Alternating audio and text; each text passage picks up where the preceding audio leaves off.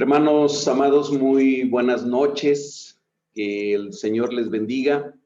Qué alegría que podamos estar juntos nuevamente. Gracias al Señor que podemos reunirnos otra vez alrededor de su palabra. Podemos reunirnos con la única finalidad, con el único propósito de ser alimentados, de ser nutridos, de ser edificados por la palabra suya. Estamos todavía dentro del estudio bíblico semanal del Apocalipsis, ya casi terminando con este libro. Estamos de hecho en la última sección, en la última porción del Apocalipsis, que son los capítulos 21 y 22. Dos capítulos que en realidad hacen un solo tema, que es algo meramente artificial y por cuestión didáctica, que han sido divididos en dos capítulos por quien los dividió así, en capítulos y en versículos, pero en realidad es un solo tema. Es el colofón, es el epílogo, es el final de la historia bíblica y es el final de la historia sagrada. Vamos a encontrar en estos dos capítulos 21 y 22 de Apocalipsis, grandes similitudes con el inicio también de la escritura, con el principio de todas las cosas, y acá ahora estamos viendo la consumación de todas las cosas. Ya hace 8 días comenzamos estudiando este capítulo 21. Comenzábamos diciendo que el tema o el título que le podríamos poner a toda esta sección de capítulos 21 y 22 es la nueva creación de Dios, cielos nuevos y tierra nueva. Pudimos avanzar hace 8 días hasta el versículo 10 del capítulo 21, a donde Juan empieza a describirnos o empieza a compartirnos la descripción de esa nueva Jerusalén, de esa ciudad santa que desciende del cielo, y que ya pudimos vislumbrar a qué se refiere esa nueva Jerusalén, esa ciudad santa. Hoy vamos a continuar con la descripción que la palabra nos hace, con la descripción que nos permite detallar, que nos permite saborear de qué está hablando el Señor al hablar de la nueva Jerusalén. Así que vamos a retomar a donde nos quedamos hace 8 días. Hace 8 días nos quedamos en Apocalipsis 21, versículo 10, así que de ahí arrancaremos el día de hoy, pero vamos a orar primero para poner una vez más este tiempo y este estudio en las manos de nuestro Dios. Padre, te damos gracias, Señor, por esta hermosa oportunidad que tú nos das, por este regalo que nos das de acercarnos a tu palabra y hacerlo en toda libertad y en plena certidumbre de que es tu Santo Espíritu el que nos está llevando a hacerlo, y que es tu Santo Espíritu también el que nos enseña, el que nos explica, el que nos instruye. Padre, toma este tiempo en tus manos, por favor. Señor, guíanos, guía cada palabra, guía cada pensamiento. Háblanos, por favor. Habla nuestra mente, habla nuestro corazón, habla nuestro espíritu. Que esta palabra tuya revelada sea pan de vida para nosotros, que sea pan que alimente nuestro espíritu. Gracias, Señor. Gracias por esta oportunidad. En el nombre de Jesucristo. Amén. Amén. Bien, hermanos, voy en este momento a compartir pantalla con ustedes para poder usar la presentación que hemos preparado para este tema. Así que aquí nos quedamos hace 8 días. Descripción de la ciudad. Déjenme volver a leer el versículo 9, aunque ya lo vimos la semana pasada, pero solamente para reubicarnos nuevamente en el texto. Dice así la palabra de Dios. Estamos en Apocalipsis, capítulo 21, verso 9. Vino entonces a mí uno de los 7 ángeles que tenían las 7 copas llenas de las 7 plagas postreras, y habló conmigo diciendo: ven acá, yo te mostraré la desposada, la esposa del Cordero. Y me llevó en el espíritu a un monte grande y alto, y me mostró la gran ciudad santa de Jerusalén, que descendía del cielo de Dios. Versículo 12. Tenía versículo 11. Teniendo la gloria de Dios, y su fulgor era semejante al de una piedra preciosísima, como piedra de jaspe, diáfana como el cristal. Y bueno, solamente recordar algo que ya mencioné hace 8 días. ¿Quién es esta ciudad de Jerusalén? Esta nueva Jerusalén, esta ciudad santa, no es más que una metáfora más, no es más que otra alegoría más para presentarnos a la esposa del Cordero, al pueblo de Dios, al pueblo redimido por el Cordero, al pueblo redimido por el Señor, es decir, la iglesia de Jesucristo. Es decir, está usando aquí la palabra, una metáfora para describir de alguna manera a la iglesia de Jesucristo. Así que por favor, no pensemos de una manera literalista en una ciudad y en que se nos está describiendo verdaderamente a una ciudad, porque es una forma de describir algo mucho más profundo, algo mucho más grande que lo que puede ser una simple ciudad, y que es la iglesia de Jesucristo, que es el pueblo de Dios, que somos tú y yo, que es lo que verdaderamente Dios quiere, que es lo que verdaderamente Dios anhela. Y en esa nueva creación de la que nos habla Apocalipsis al final de este libro, hay otra vez una descripción de lo que es el pueblo de Dios, de lo que es la iglesia de Jesucristo. Así que, como ya habíamos visto, lo primero que nos dice es que esta ciudad, que este pueblo, que esta iglesia brilla, tiene un fulgor. Dice en el versículo 11, teniendo la gloria de Dios y su fulgor semejante al de una piedra preciosísima.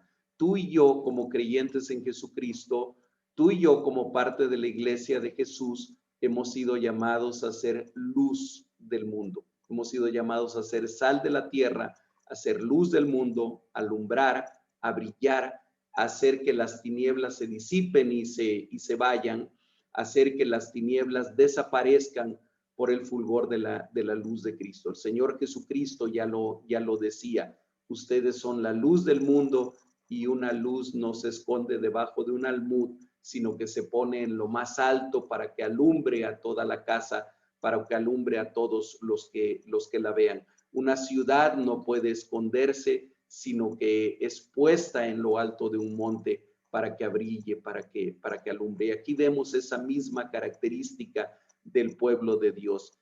Tiene la gloria de Dios y su fulgor es semejante al de una piedra preciosísima. Esa es la primera característica que nos da, o la primera descripción que nos da de esta nueva Jerusalén. La segunda es que nos dice que tiene un muro grande y alto.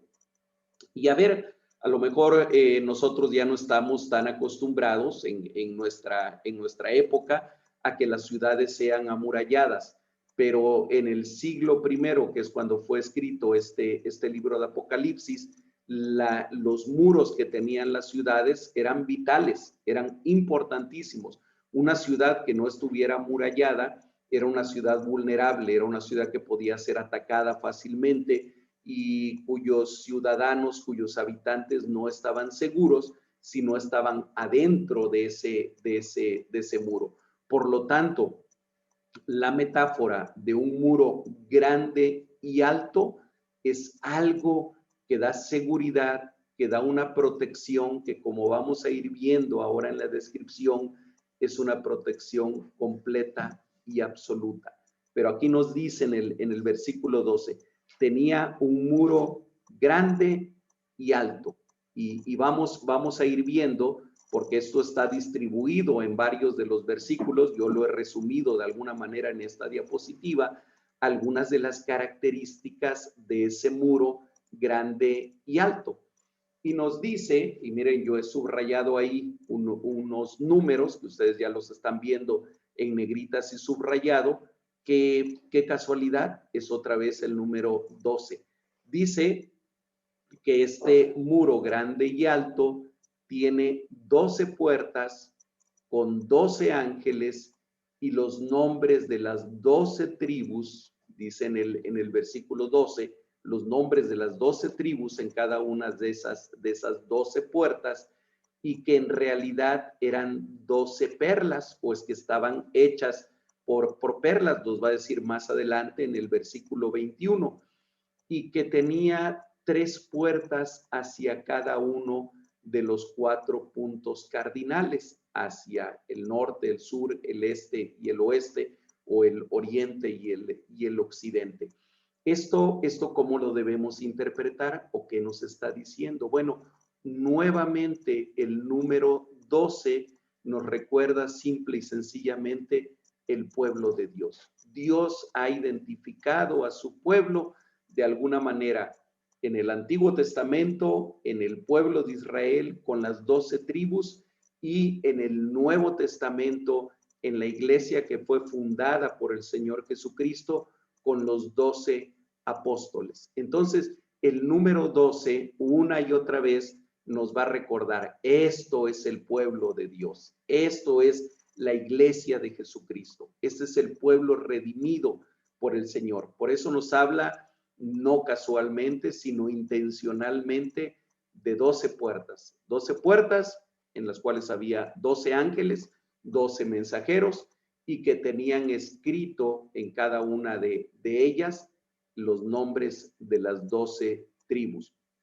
¿Y por qué esto de que las puertas distribuidas tan simétricamente, 3 al norte, 3 al sur, 3 al occidente y 3 al oriente? Porque nos recuerda que es totalmente creacional, totalmente terrenal. Recordemos que el número 4, pero particularmente los 4 puntos cardinales, nos va a recordar la creación de Dios, nos va a recordar la tierra. Y aquí un punto importante que yo quiero que ustedes consideren y que tengan presente. Miren, muchas veces cuando nosotros pensamos en el mundo venidero, o cuando pensamos en la vida venidera y en la vida perdurable, y pensamos en el cielo, y pensamos en que vamos a estar en el paraíso, en el Edén, pensamos generalmente en un lugar allá en las galaxias, en alguna otra dimensión.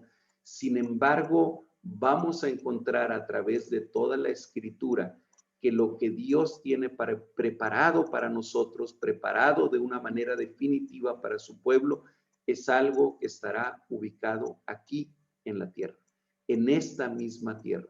Por eso es que va a ser necesario, cuando llegue la consumación de los tiempos, que Dios haga cielos nuevos y tierra nueva. Esta tierra corrupta, este cielo corrupto, cielo me refiero a la atmósfera, me refiero a lo creacional, va a ser hecho de nuevo por Dios. Y estas 12 puertas distribuidas en los 4 puntos cardinales nos recuerda esto. El lugar en el que vamos a morar por la eternidad va a ser en esta misma tierra, pero creada de nuevo, en una nueva creación. Yo les puse ahí entre paréntesis Ezequiel 48, 30 al 34, no lo vamos a leer ahora, pero ustedes lo pueden leer en sus casas y van a ver cómo hace exactamente la misma descripción. Vemos otra vez a Juan tomando elementos de los profetas, en este caso de Ezequiel, para describir la revelación que el Señor le está dando aquí en Apocalipsis. Espero que me vayan siguiendo, hermanos. Nos sigue hablando del muro y nos sigue describiendo este muro que simboliza la protección de todo lo que está dentro de él. Y ya nos dijo que tiene 12 puertas. Ahora nos va a decir también que tiene 12 cimientos, y 12 cimientos con los nombres de los 12 apóstoles, dice en el versículo 14, y el muro de la ciudad tenía 12 cimientos, y sobre ellos los 12 nombres de los 12 apóstoles del Cordero. Y otra vez, aquí encontramos combinado de una manera poética, pero de una manera también simétrica, arquitectónica, la combinación, la fusión entre lo que es Israel, como aquel pueblo que fue levantado por Dios a partir de un solo hombre, a partir de Abraham, al cual se le fue dada aquella promesa de que en su simiente, que sería el Señor Jesucristo, serían benditas todas las familias de la tierra, aquel Israel que después se fusiona para ser un solo pueblo con la iglesia de Jesucristo. Cuando al venir el Señor Jesucristo derriba la barrera divisoria que había entre judíos y gentiles para ser de ambos un solo pueblo. Y aquí encontramos representado esto cuando nos habla en el versículo 14 de que aquel muro de aquella ciudad tenía 12 cimientos y sobre ellos los 12 nombres de los 12 apóstoles del Cordero. Pero por si no fuera poco, esta metáfora para que entendamos la unión completa de ambos pueblos para ser un solo pueblo, nos comienza a decir un poco más adelante en el versículo 19 que cada uno de esos cimientos estaba adornado con una piedra preciosa.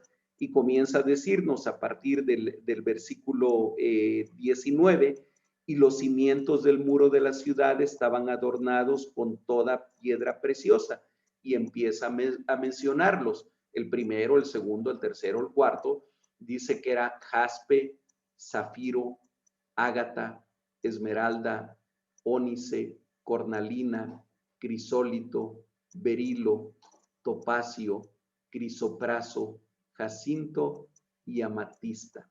Y ustedes se preguntarán, bueno, ¿y esto qué tiene que ver? Bueno, no es una casualidad que son casi las mismas piedras que se mencionan en Éxodo capítulo 28, versículos 5 al 14, que deberían de estar puestas en el pectoral del sumo sacerdote. Ahí en Éxodo se nos va haciendo una descripción que el Señor da a través de Moisés de cómo debía de ser la vestimenta, la indumentaria sagrada del sumo sacerdote. Y resulta que una de las cosas que debía de tener era un pectoral, una especie de protección que debía de llevar en el pecho, y que ese pectoral tenía 12 piedras preciosas. Ahí yo les acabo de poner a ustedes el texto. Dice, harás asimismo el pectoral del juicio de obra primorosa y lo llenarás de pedrería en 4 hileras de piedras. Miren otra vez el 4 como un símbolo de lo terrenal, de un pueblo que es de aquí, que es creacional. Y lo llenarás de pedrería en 4 hileras de piedras, una hilera de una piedra sárdica, un topacio y un carbunclo, la segunda hilera una esmeralda, un zafiro, un diamante, la tercera hilera un jacinto, un ágata y una amatista, la cuarta hilera un berilo, un ónice y un jaspe. Todas estarán montadas en engastes de oro, y las piedras serán según los nombres de los hijos de Israel, 12 según sus nombres, como grabaduras de sello cada una con sus nombres, serán según las 12 tribus. Yo ya no lo quise poner aquí en la diapositiva para no cargarla más, pero me di a la tarea de hacer una comparación entre las 12 piedras preciosas que se mencionan como adornando los 12 cimientos del muro, y estas 12 piedras preciosas que deberían de estar en el pectoral del sumo sacerdote y que representaban a las 12 tribus de Israel, y coinciden casi exactamente. Hay por ahí dos variantes, lo cual no es nada raro en este tipo de listas en la Biblia, porque el énfasis no es tanto en la piedra preciosa, en si es cornalina o si es jacinto o si es zafiro o si es diamante. No es tanto el énfasis de los nombres o el tipo de piedra que sea, sino que representan lo tremendamente valioso, lo precioso que es para el Señor su pueblo. Y por eso Él quiso que fuera representado una y otra vez, tanto en el pectoral del sumo sacerdote, como ahora en el cimiento de estos muros, que fuera representado, que fuera expresado el profundo, el tremendo, el invaluable valor que para el Señor tiene su pueblo, que para el Señor tenemos tú y yo, mucho más valioso que cualquier piedra preciosa. Pero es una forma más de expresar aquí. No hay más separación entre Israel e iglesia. Ahora somos uno solo. Aun cuando hay algunas corrientes de interpretación que siguen pretendiendo manejar a Israel por un lado y a la iglesia o el pueblo de Dios por otro lado, como si tuvieran dos historias o como si tuvieran dos finales diferentes. Bien, avancemos, hermanos. ¿Qué otra cosa nos dice de este muro? Nos da la medida, y aquí les va otra vez la misma enseñanza. Nos dice en el versículo 17 que medía 144 codos, dice el verso 17, y midió su muro 144 codos de medida de hombre, la cual es de ángel. Bueno, hablar de codos para nosotros en el siglo XXI no tiene mucho sentido, pero recuerden ustedes que era una medida antigua, una medida bíblica en el sentido de que se menciona en la Biblia, no que la palabra sea santa ni especial, era una medida de longitud que para nosotros equivale más o menos a 45 centímetros y que lo transformamos a metros, 144 codos son 64.8 metros. Es decir, nos está hablando de un muro sumamente alto. Si nosotros vemos un muro de 3 metros o de 10 metros de altitud, es un tremendo muro, tremendamente alto. Sin embargo, este muro dice que medía 64.8 metros. Pero lo importante aquí no es la medida en metros. Aquí lo importante es que son 144. Seguramente que ustedes recordarán de Apocalipsis capítulo 14, a donde el Señor menciona a los 144,000. Dice en Apocalipsis 14, versículo 1, después miré y he aquí el Cordero estaba en pie sobre el monte de Sión y con él 144,000 que tenían el nombre de él y el de su padre escrito en la frente. Y yo les explicaba, y explican los expertos biblistas en Apocalipsis, que este 144,000 de Apocalipsis capítulo 14 representa nuevamente a todo el pueblo de Dios. El número 144 nos resulta de multiplicar 12 por 12. Otra vez, 12 tribus, 12 apóstoles, pueblo de Israel, iglesia de Jesucristo. Si los multiplicamos nos da 144. En Apocalipsis capítulo 14 nos habla aparte de 144,000, hablando de toda la multitud de los redimidos, de toda la multitud del pueblo de Dios que estaban ahí con el Cordero. Y aquí al describirnos el muro de aquella santa ciudad, otra vez nos menciona 144, eso es lo que medía el muro, 144 codos, es decir, todo el pueblo de Dios en su inmensidad está ahí representado. Nos sigue hablando del muro, seguimos con la descripción, únicamente estamos hablando del muro de la ciudad. ¿De qué estaba hecho ese muro? De jaspe, otra piedra preciosa, dice el versículo 18, el material de su muro era de jaspe.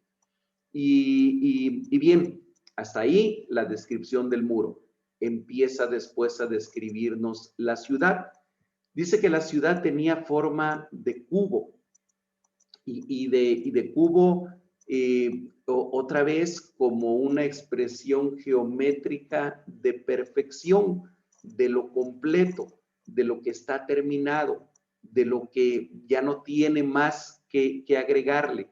¿Y por qué decimos, no se menciona aquí la palabra cubo, no se menciona aquí la palabra geométrica, la forma de cubo, pero nos dice que tenía la misma longitud o la misma medida por los tres lados, 12,000 estadios de longitud, de altura y de anchura. Y aquí esto nos lo menciona en el verso 16. Yo traté de hacer una descripción resumida y por eso es que no voy siguiendo el orden de los versículos, sino más bien tratando de explicarlo. En el verso 16 dice, la ciudad se halla establecida en cuadro y su longitud es igual a su anchura. Y él midió la ciudad con la caña. Otra vez, recordemos, el simbolismo de medir algo es establecer y manifestar la propiedad de aquello que se está midiendo. Cuando aquel ángel medía con aquella caña de medir aquella gran ciudad, no estaba sino revelándonos, expresándonos, esto que está siendo medido tiene dueño y el dueño es Dios. Pero entonces medía, dice, él midió la ciudad con la caña, 12,000 estadios, la longitud, la altura y la anchura de ella son iguales. Y nuevamente, no es casualidad que sea otra vez el número 12, ahora multiplicado por 1000. Ese 12 que representa al pueblo de Dios. Si nosotros queremos transformar esto en medidas que tengan sentido para nosotros, porque nuevamente estadio no es una medida que nosotros utilicemos, pero si lo transformamos, gracias a la arqueología bíblica, sabemos a cuánto equivale para nosotros, y un estadio es igual a 185 metros. Por lo tanto, 12,000 estadios es igual a 2,220 kilómetros. Ya si lo transformamos a nuestras unidades de medida, tal vez ya no tiene mucho sentido. 2,220 kilómetros, bueno, una ciudad que tenga 2,220 kilómetros de largo, no las podríamos imaginar, es un poco más de toda la longitud, a lo mejor, de la República Mexicana, eso por ancho y por largo, pero también dice que de altura, 2,220 kilómetros de altura, bueno, realmente ya salimos en mucho de la atmósfera, ¿verdad? Entonces, no tiene mucho sentido cuando lo expresamos de una manera literal, y tenemos que entenderlo como está escrito el Apocalipsis, de una manera simbólica. 12,000 estadios, todo el pueblo de Dios contenido en esa ciudad, todo el pueblo de Dios representado por aquella santa ciudad. Entonces, yo anhelo, y es mi oración, hermanos, que estos símbolos y que estas expresiones dejen de ser misteriosas para nosotros, aunque nunca lo vamos a entender a cabalidad, nunca vamos a entender a profundidad, porque el Señor ha revelado estas verdades de una manera tan sofisticada, de una manera tan simbólica. Bueno, tal vez porque Dios quiere que nosotros nos esforcemos en entenderlo, en entender su palabra y entender su revelación, y entender que todo esto es una manera grandiosa de expresarnos cuán importante, cuán valioso, cuán perfecto es para el Señor su pueblo y su iglesia, esa que formamos tú y yo. Sigamos adelante con la descripción de esta ciudad. Luego nos habla del material del que está hecho de que está hecha la ciudad. Y wow, está hecha de oro puro, de oro macizo. Un símbolo otra vez de lo que no se echa a perder, de lo que es incorruptible, de lo que es tremendamente valioso, pero sobre todo de lo que es perdurable. Por eso nos dice el versículo 18, el material de su muro era de jaspe, pero la ciudad era de oro puro, semejante al vidrio limpio. Yo no sé mucho de joyería ni de metalurgia tampoco, pero entiendo que el oro puede ser muy brillante, a lo mejor puede ser muy pulido y brillar mucho, pero difícilmente va a ser como el vidrio o como el vidrio limpio. Sin embargo, aquí es una manera más de expresar esa pureza, de expresar esa falta de corrupción, de expresar esa falta de echarse, ese nunca echarse a perder, que es el material del cual está hecho el pueblo de Dios, la iglesia de Dios, esa iglesia redimida, esa iglesia triunfante, que es la que nos está describiendo aquí el Apocalipsis. Entonces, el material de aquella ciudad es de oro puro. Y nos dice, como aquel canto muy viejito que a veces cantamos, oh Jerusalén, cuán hermosa eres, calles de oro, mar de cristal. Y dice el autor de aquel canto, por esas calles yo voy a caminar. Bueno, nos dice que las calles son de oro puro, transparente como el vidrio, dice en esta porción. Otra característica tremendamente importante que nos da aquí el autor de Apocalipsis es que en esa ciudad, a pesar de ser la ciudad santa, a pesar de ser la santa Jerusalén que desciende del cielo, que desciende de Dios, no tiene algo que nuestras ciudades siempre tienen, y que es un templo. Paradójico, curioso, llamaría la atención si nosotros no lo entendemos debidamente, que no había templo. Pero no, además nos dice por qué no había templo. Porque el Dios Todopoderoso y el Cordero son el templo. Vayamos hasta el versículo 22 y dice, y no vi en ella templo, porque el Señor Dios Todopoderoso es el templo de ella y el Cordero. A ver, ¿qué simboliza un templo? ¿O para qué usamos nosotros actualmente los templos? ¿Para qué nos sirven los templos? Bueno, es el lugar a donde nos reunimos a adorar a Dios. Es el lugar, el templo, a donde nos reunimos también para aprender de Dios, para escuchar de la palabra de Dios, para hablarle al Señor, para exaltarlo, para cantar alabanzas. Eso es para lo que sirve un templo.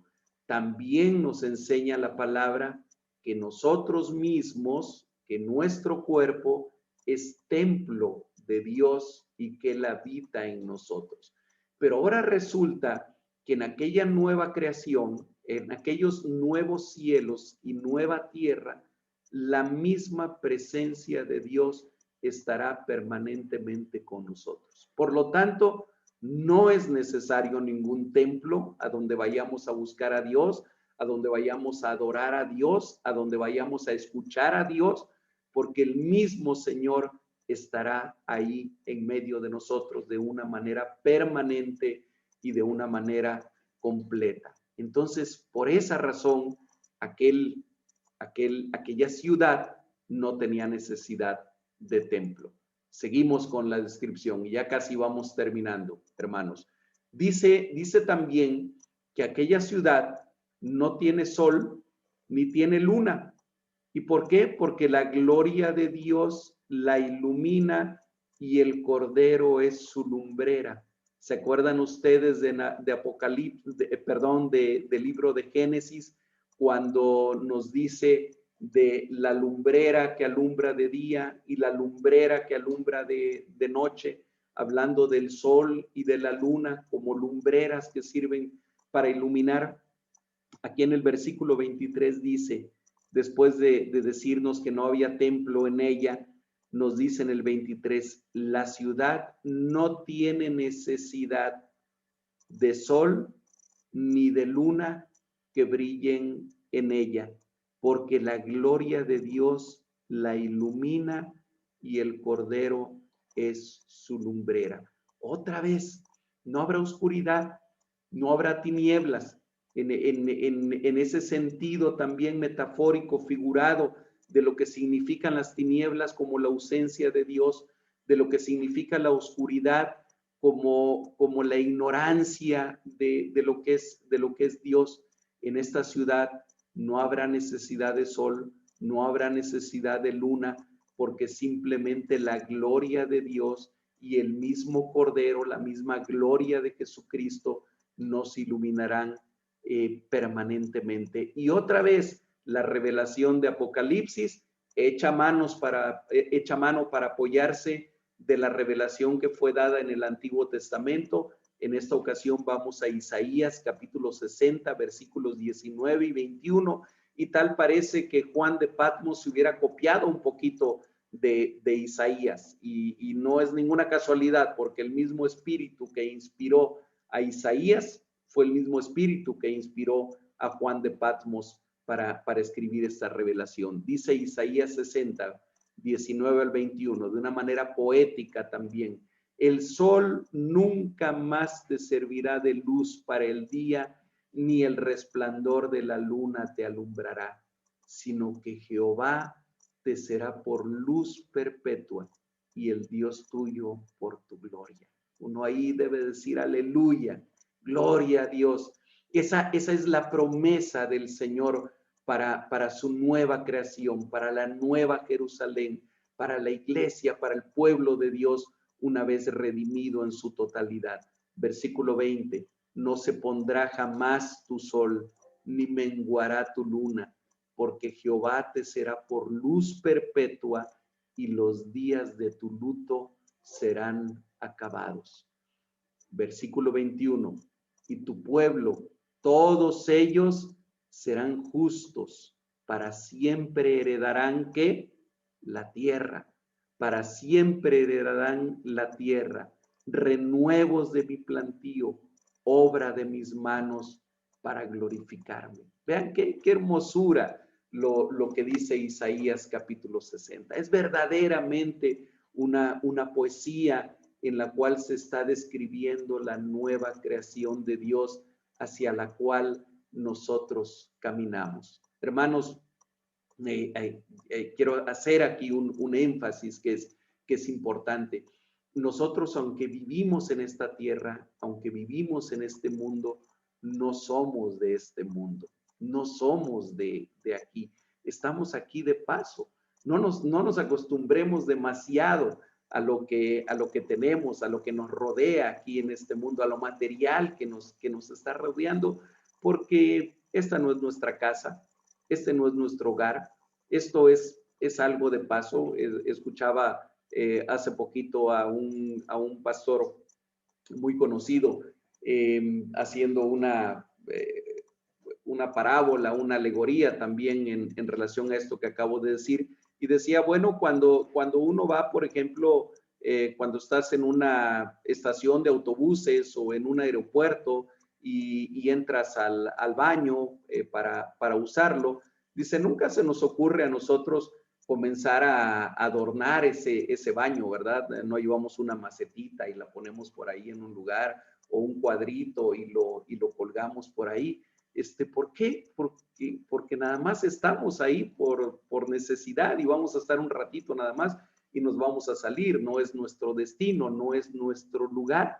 Y sí, de la misma manera, nosotros no deberíamos de pensar tanto en el lugar a donde estamos ahora o donde habitamos ahora, sino el lugar en el que vamos a habitar por toda la eternidad.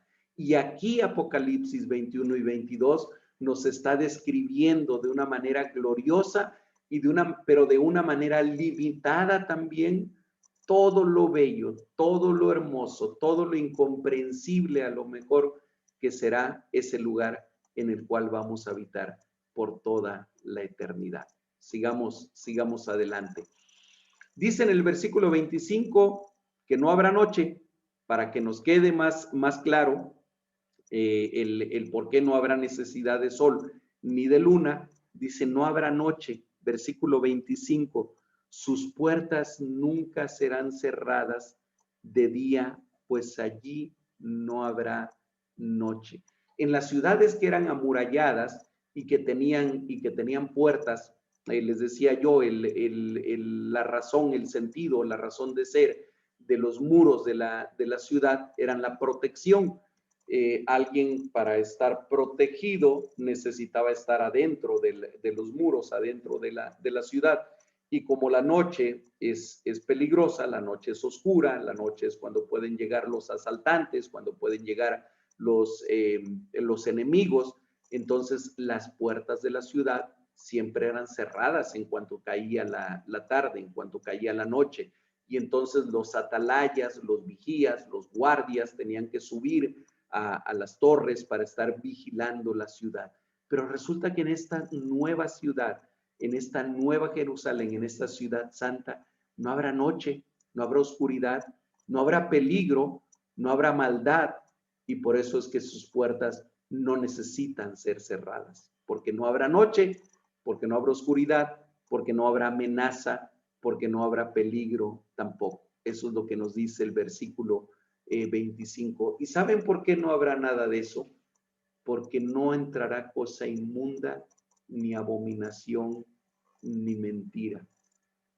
Hay veces que estas tres cosas que se mencionan aquí en el versículo 27 nos agobian tanto que pensamos o que llegamos a pensar que es parte de la única realidad que existe y que no puede existir la realidad sin inmundicia, que no pueden existir las cosas sin abominación o sin mentira.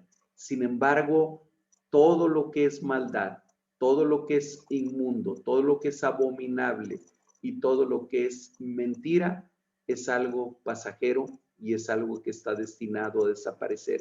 Dice el versículo 27, ya terminando este capítulo, no entrará en ella ninguna cosa inmunda o que hace abominación ni mentira. No entrará nada inmundo en ella.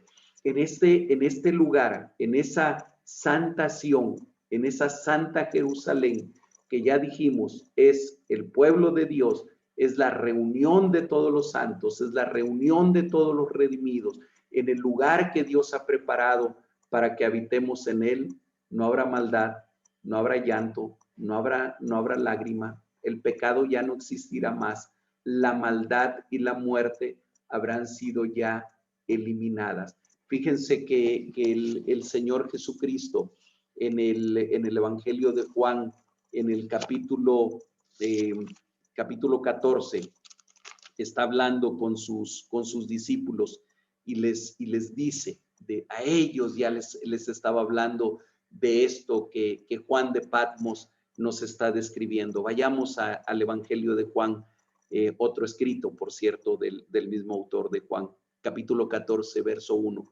No se turbe vuestro corazón, creéis en Dios, creed también en mí. En la casa de mi Padre muchas moradas hay. Si así no fuera, yo os lo hubiera dicho. Voy pues a preparar lugar para vosotros. Y si me fuere y os preparare lugar, vendré otra vez y os tomaré a mí mismo, para que donde yo estoy, vosotros también estéis. Este lugar del que está hablando aquí el Señor Jesucristo a sus discípulos en Evangelio de Juan capítulo 14, en estos primeros versículos, es el mismo lugar de donde nos está hablando Apocalipsis capítulo 21. Es este mismo lugar que el Señor Jesucristo ha ido a preparar para cada uno de nosotros. Y me encanta lo que dice en el versículo 2. Dice, si así no fuera, yo os lo hubiera dicho. Si el Señor Jesucristo lo está diciendo, se los está diciendo a sus discípulos, si el Señor lo está revelando nuevamente en el Apocalipsis capítulo 21, es porque es totalmente cierto, es porque es un lugar real hacia el cual estamos caminando nosotros, a donde no entrará ninguna cosa inmunda o que hace abominación y mentira. ¿Quién sí entrará? ¿Quiénes van a entrar en ese lugar? Dice la siguiente parte del versículo 27, sino solamente los que están inscritos en el libro de la vida del Cordero. Otra vez nos vuelve a hacer referencia aquí de ese libro de la vida del Cordero y de ese libro en el cual hay quienes están inscritos desde antes de la fundación del mundo y hay quienes no están inscritos. ¿Quiénes entrarán en esta ciudad? ¿Quiénes habitarán en esta nueva creación, en estos cielos nuevos y tierra nueva? Solamente aquellos que Dios haya elegido desde antes de la fundación del mundo, como nos habla en la carta a los Efesios y como aquí lo corrobora. No entrará nada malo, sino solamente los que están inscritos en el libro de la vida del Cordero. Tal vez nuestro único anhelo, nuestra única preocupación, lo único que debería de llenar nuestra intención, la intención de nuestro corazón y nuestra oración debería ser: Señor, yo sé que estoy inscrito en ese libro de la vida. Gracias, porque yo sé que gratuitamente, que no por méritos propios, sino únicamente por tu amor y por tu gracia, yo ya estoy inscrito en ese libro de la vida y por lo tanto algún día voy a morar en ese lugar que tú ya tienes preparado, en ese lugar que tú ya has dispuesto desde la eternidad para que nosotros habitemos en él. Hermanos, el propósito, y esto lo hemos repetido hasta el cansancio a lo largo de estas semanas, el propósito del libro de Apocalipsis es animarnos. El propósito del libro de Apocalipsis es que su iglesia sea animada aún en medio de la persecución, aún en medio de la tribulación. Y algo que debería de llenar nuestra mente, algo que debería de llenar siempre nuestro corazón, es el vislumbrar ese lugar que Dios tiene preparado para nosotros. Es el acordarnos día tras día, este lugar en el que estoy, aunque sea bello, porque el mundo que Dios creó para nosotros, a pesar del pecado que ha venido a mancharlo, a pesar de la maldad que lo contamina, a pesar de eso, es un lugar bello, es un lugar hermoso, pero no tiene ni siquiera comparación con lo que Dios tiene preparado para nosotros. Por eso Jeremías también decía: cosas que ojo no ha visto, ni oído ha oído, ni han subido en corazón del hombre, es lo que él tiene preparado para los que le aman. Así que, hermanos, hasta aquí vamos a llegar hoy al terminar el capítulo 21. Si Dios lo permite, en una o dos lecciones más, todo depende de cómo lo podamos hacer, estaremos terminando con el libro de Apocalipsis. Como siempre, yo los animo para que ustedes sigan leyendo este libro, y si tienen preguntas, si tienen comentarios, siéntanse en la libertad de escribirnos y de hacer sus comentarios o hacer sus preguntas. Nos vemos, si Dios lo permite, la próxima semana. Que el Señor los bendiga, que el Señor los llene siempre de su gracia. Bendiciones.